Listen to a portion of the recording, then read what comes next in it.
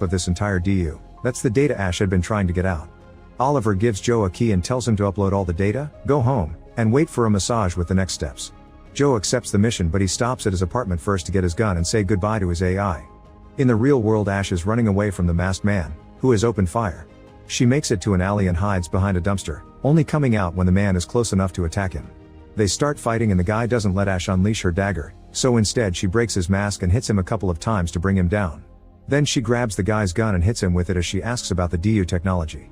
The man refuses to answer, so Ash hits him again and leaves. Sadly, as soon as she steps out of the alley, another man hits her to knock her out. When Ash wakes up, she's tied to a chair in Hunter's office. She calls Hunter out for his unethical practices, and he says she isn't different from him because of what she did to Joe.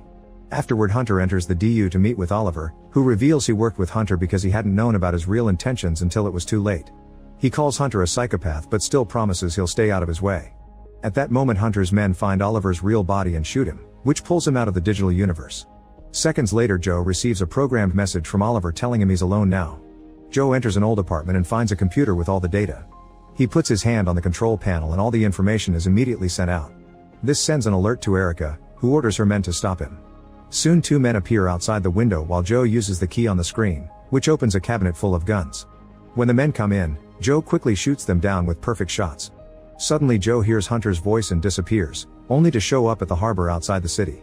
Hunter is there already and shoots Joe's shoulder before threatening his head, pointing out that if Joe dies because of Hunter, he won't respawn.